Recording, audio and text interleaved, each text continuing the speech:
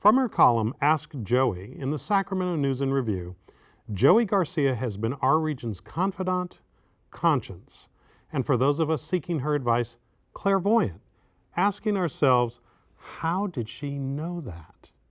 Celebrating her 20th year of dispensing wisdom, and sometimes a well-placed kick in the butt to her readership, Joey joins us to tell her story and the lessons she has learned sharing her truth, next on Studio Sacramento.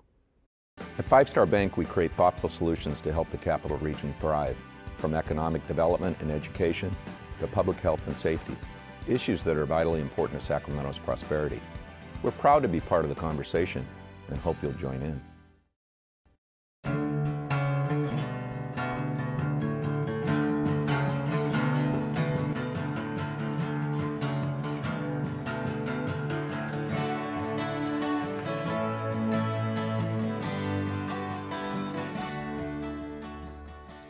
Joey, how do you define yourself? Oh my goodness, do I have to define myself? I think that would be my question. I think of myself not so much as a woman or as a Caribbean woman or a Sacramentan, but as a person who desires nothing more than to help others. Wow. I got to ask you something. I was reading something that you wrote, and you said when people reach the end of their lives and are asked what matters most, one answer persists: relationships. Where did that come from? Well, you know, it didn't start with me. I think that's almost a classic belief that comes out of people who worked in hospice, right? And it's true that we care more about who we connected with or failed to connect with in our lives than we do about what sort of toys we've accumulated over our lifetime. And when people come to you through your column, through all of your other work out in the community, what are they usually questing for? I think a lot of people are looking for love, acceptance, and the passion to follow their call. Most of us get a call to our purpose in life, and we don't follow through because it doesn't seem like it's big enough or important enough, or maybe it seems too big, right? So I think most people are looking for those things, and they don't realize that they have the power inside themselves to see love in a different way. When they're yearning for love, they're yearning for romantic love. One of the things I like to say to people is that the world can be your soulmate. Don't try to look for your soulmate in one person. What is out there in this incredible world we have that you can love, that is looking for your love right now? And let's focus on that for a second. On people are always looking for a soulmate in a single individual. Yes. And why do so many of us make that mistake? I think that our idea of what it means to be human is limited. So we're going to limit then our capacity to love, and one way to do that is to focus on a single person instead of how big can I go with this love that I have inside me to share. If we were people who lived out of love, we would be in a very different world right now. How did you come to this calling? You talked about people's callings. How did you come to yours? Stumbling, falling on my face, all of the wrong ways. But, you know, I think that I'm someone who knew who I was at a very young age, and in part because I had this grandmother, and it comes from a line of women prior to her who were healers, who were what we call granny healers in Belize. So the herbalist that you went to because you had a sore throat or a fever, or a woman in your neighborhood who was just wise and knew the answers to life's questions. So coming from that lineage inspired me to believe that I had that possibility. But I was also in the framework of a traditional religion and a traditional society here in the United States, because we had immigrated by this time from Belize. This traditional society, this traditional religion didn't believe in the power of a single person to change things. Yeah. And let's come back to this. Yeah. You were born in Belize. So, I was, yeah. And I'm an immigrant. whoa. I know. and you have a passion for Belize with a nonprofit that you're doing work with back there in that country. Right. Tell us a little bit about that. Yeah, the nonprofit is called Rise Up Belize. I started it about 15 years ago, and initially the idea was to help train Belizean teachers. So I would bring teachers from Sacramento to Belize, and we put on free professional development workshops for teachers in Belize. And that evolved into a program that is now a teen leadership program. So I select teenage girls here in Sacramento, put them through a rather rigorous training process in leadership skills and curriculum development and classroom management. I take them to Belize and they put on a summer school for children in Belize. So it's a girls leadership program with this project management component. So they're fully in charge of the summer school, which is for 60 to 100 little kids. So I've got 2 teenage girls per classroom, and chaperones are on site, but the girls are completely in charge. And as you know, when they come out of the program, they say once you have gone to a developing country and you're fully in charge of kids in a school, you pretty much realize you can do anything. So they're really transformed. What inspired you to do this in the first place? Well, initially, when I was doing the teacher training program, I had gone to Belize and was visiting my cousin and had to deal with some paperwork, and we were at the diocese in Belize to deal with that paperwork. And the bishop signed my paperwork, and being a good girl, I said, well, if there's anything I can do for you, you just let me know. And he turned around and he said, well, you can put on a teacher training program for me. And I thought, I was waiting for him to laugh. I thought, you're out of your mind. That's like somebody's full-time job. And he didn't laugh. And I thought, my cousin and I looked at each other. We started laughing, and he still didn't laugh. And he was serious. Wow. And I thought, oh, I'm not doing this. You know, this is crazy. That's a lot of work. Well, 2 years later, I happened to run into him again, except it was at a funeral, and he was sitting in front of us, and I said to a relative, who is that man? He looks familiar. And my relative says, that's the bishop. And I thought, here it is, right? Were you trying to like move out the back? So he remembered me, and we got together, and he said, well, great, can you do this? I believe he said like April, and I said, well, it's February. And he was just giving me a few months. He goes, you're an American, you can do anything, okay. So I came back and I scrambled and I put that first one together. So that's how it started. And then as I got there, I thought the children in Belize really need help. And I saw children walking to school, not with a backpack, but with what we have banned here, those plastic garbage bags with their books in them. And I saw this little boy. The books fell out the bottom of that plastic bag he had on his back and into like what do you call that, a drainage area, which is sort of like a latrine. And he started crying, and I thought, he should not have to go through this. So when we started, we made sure every child who attended our programs also got a backpack with school supplies. And what's the impact that your programs had on the people you're trying to help? Oh, thank you. It's been amazing, really, to see these young people. Children in Belize have the privilege of seeing these teenagers come to teach them from the United States, so that alone is transformative. We've seen leaps in their academic success. They weren't even really getting a strong education, so they didn't know much of what, say, a child here in 2nd or 3rd grade would know about geography or any other subject. So we've seen those academic leaps and an excitement for education that they didn't have before. And the teachers in Belize tell us they are much improved in their behavior in the classroom. Oh, that's so always that's great. Huge. Sure. Yeah. Sure. I'm just curious, for the work that you do today, Yeah. what prepared you in your life experience to advise people on all sorts of challenges? I think the fact that I went through a lot of trauma in my life, and I was willing to keep going and try to find out how I could heal. I think one of the qualities that I have is curiosity. And I think in many times curiosity kept me going or kept me alive. I wanted to know what would happen. So even when I was at the end of my rope, so to speak, right, to use a cliche. I felt like, but I want to know what's going to happen tomorrow. I want to believe that something better can happen for me.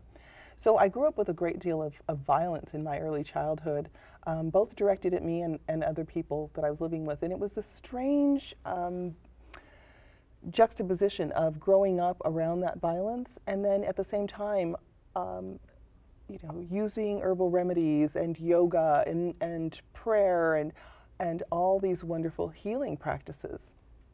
So I think what prepared me was that willingness to keep growing and to understand that it's important not to be locked into any one belief system, but rather to open up to the possibility of anything as long as what I'm doing isn't harming anyone and that it is serving the best of who I am and what the world could be. What do you think attracts people to your column? Hopefully that they can find a deeper truth there. Yeah, that I think advice columns and conversations and spirituality tends to be superficial.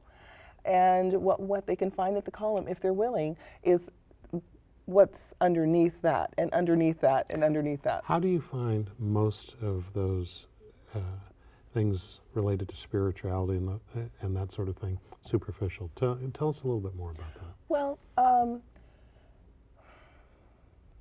for example, I could light sage, and that's a practice that people have, right? To clear the air, or light incense, let's say, right?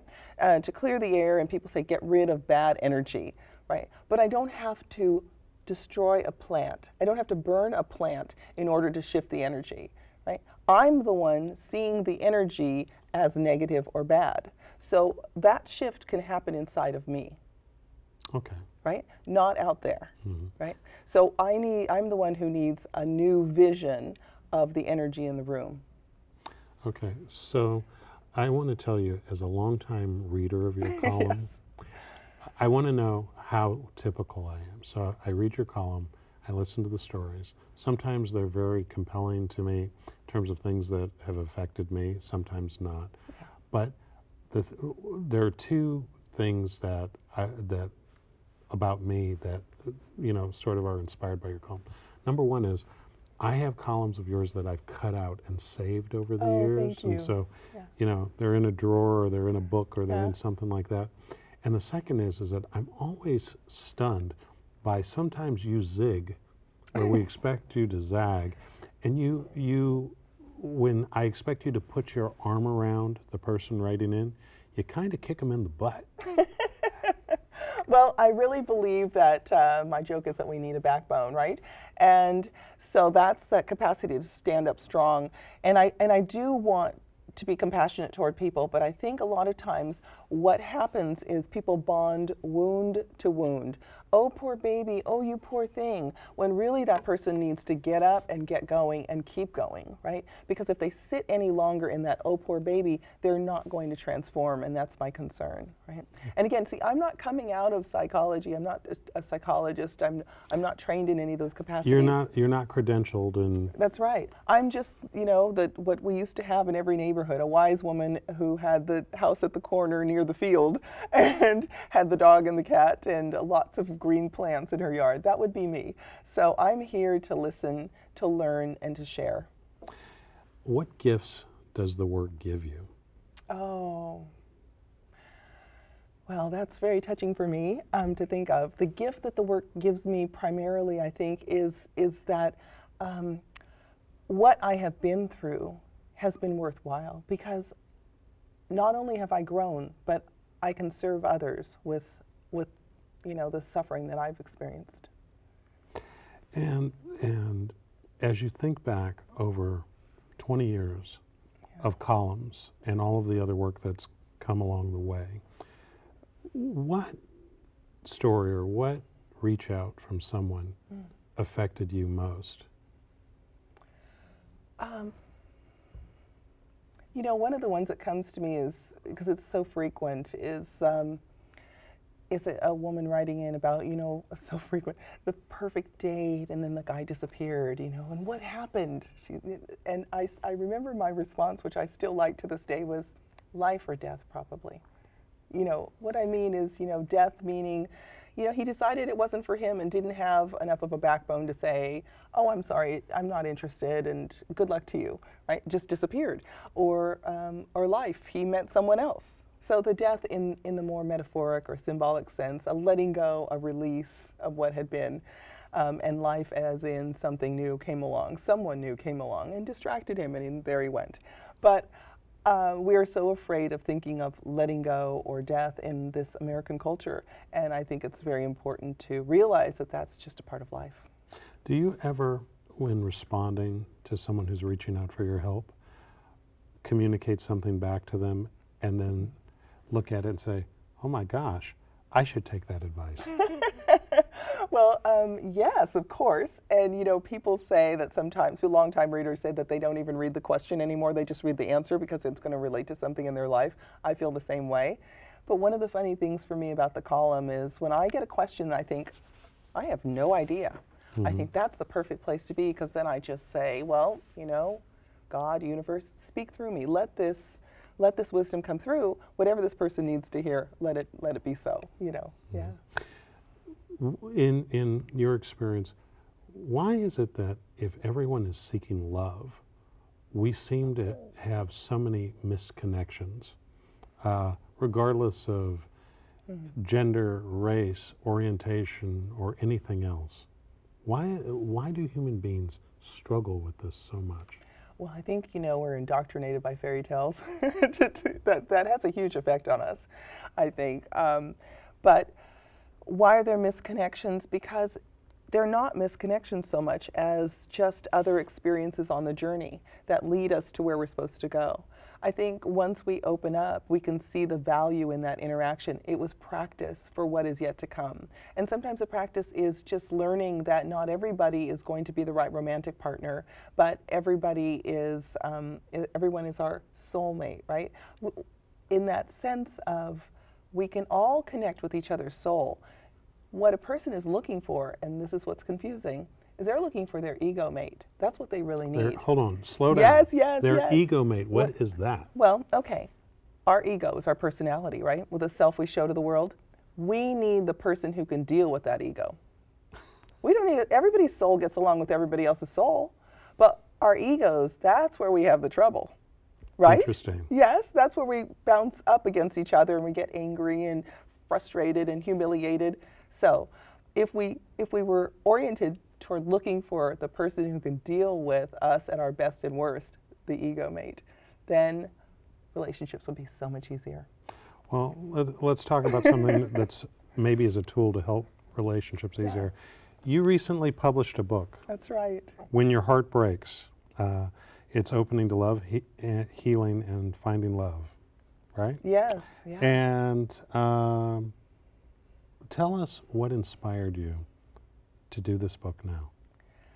So many people have asked me to come out with a book of my columns on particular topics, and that was one of the topics that was of the greatest concern. How do I get over a heartbreak? How do I get over a divorce or an affair? How do I keep my heart open through these kinds of traumas, you know, these painful experiences in life?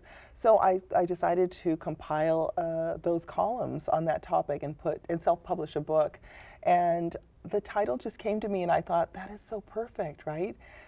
Because if we are going through a difficulty in a good way, then yes, we are broken open by it. We are broken open by it, which means we are bigger than we were before, right? We are open to all possibilities. So it's been a joy, and I've heard wonderful things from people who have read the book, and that's exciting for me. Well, give us some tips. So if we'll start with looking for love, okay? If we're looking for love, yeah. How does one get in the right place or the right frame of existence in order to be able to find what they're seeking? Well, you know, what kind of love are we talking about? Are we talking about romantic love? That's what usually, yeah, that's what people are looking for. But I would say to start with, maybe agape love, right? That love of, like I said, that soulmate love, where every experience, every person I pass, I try to love them. Do I succeed? No, I do not. You know, sometimes I get irritated, annoyed, and wonder, what the heck, what are you doing? Why are you driving like that? But if we start with that openness to loving the random stranger, then it's much easier to love the person that we are here to spend some time with. And I won't say the rest of our life, because that's not true for everyone either these days, but at least a chunk of our life with. Yeah. And what about if we're coming out of what we would call a bad relationship, Yeah. and in the process of healing? Mm-hmm. What advice do you have for those folks?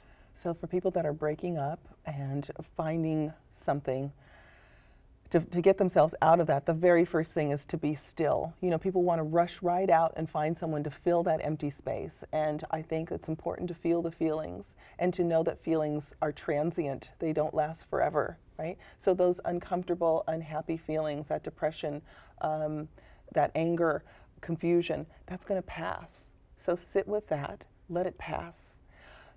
It's very important also to trust the process, meaning that, you know, once those difficult emotions have passed, what have I learned from the experience to make me a better person, a better human being, a better friend, a better partner, a better lover? What have I learned? And then integrating that.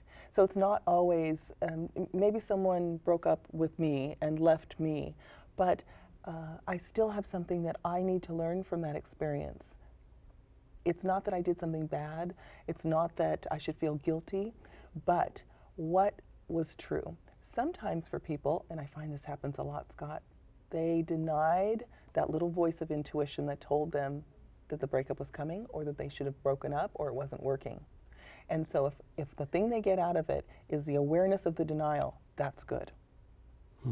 Interesting. I'm curious, what's the best advice you've ever gotten? Let's see. I think, gosh, I can't think of the best advice, but what comes to me is a line from a poem by Rilke, and it's, just keep going. No feeling is final. Don't let yourself lose me. Wow. And I just think, yes, just keep going. So that's what I try to do. I try to just keep going. I try to remember that no feeling is final, and never to lose that divine, that awareness of that divine presence that exists in the world. Yeah. Has over the 20 years that you've been doing the column, have the nature of the questions at all evolved or shifted? Yeah, you know, in the beginning, they were very, very focused on religion, spirituality, parapsychology, and now they've become more just seriously quite relationship-based. You know, there's been far more parenting questions that have come in, and far more questions from teenagers. Yeah, well, that's a big piece of your work, which is interesting. You know, I want to just point out that you've been a partner with the News and Review for a number of years. Yes. And you know, this is, you know, 20th century media, you know, newsprint and all of that. Yes. But you have quite a following among young people, teenagers. Where does that come from? Well, I think that they appreciate that I tell them the truth, even if the truth is going to sting. Even if the truth seems brutal, they know they can trust me, that I'm not going to lie to them. And I think we lie to teenagers too often in our culture, and we need to stop that. We need to get over it. Yeah. Mm-hmm. And you've done some work on advising parents on how to deal and communicate with their teenagers. That's right. Help us out. Help us out. Tell us something. I think one of the things that happens for parents most often is they fail to listen well, and or listen deeply, right? So listening is so essential, and that's listening non-judgmentally. So pulling back from the fear that what's happening to my kid. One of the prime examples is, you know, you ask your daughter to open up to you. She opens up and she starts, let's say, sharing a concern she has, maybe about a boy. Let's say she says, you know, I'm really worried about Ben. I think he's smoking pot, and you know what? I think he's interested in trying other drugs, and he seems really depressed. And the parent says, You're smoking, are you smoking pot? Are you, instead of, oh, you're worried about your friend. See? So parents jump over into panic over nothing. And so kids say, well, I don't want to deal with that. I don't want to deal with that. I'm not even going to confide. Or if they have to, if the teen has to talk about something difficult, they're worried about disappointing the parents. Be a parent for whom that kid will never be worried about disappointing you, but always know they can tell you about something and you'll work it out together. And we're going to leave it there. The book is When Your Heart Breaks, It's Opening to Love. Joey Garcia, thank you so much, and wishing you another successful 20 years. Thank you so much. And that's our show. Thanks to our guest and thanks to you for watching Studio Sacramento. I'm Scott Syphax. See you next time right here on KVIE.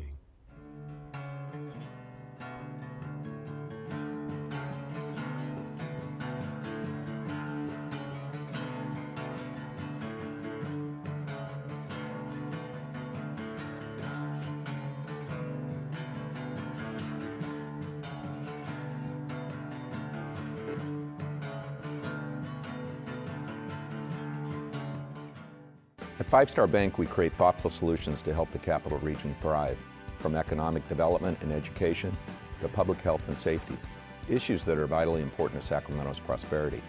We're proud to be part of the conversation and hope you'll join in. All episodes of Studio Sacramento, along with other KVIE programs, are available to watch online at kvie.org/video.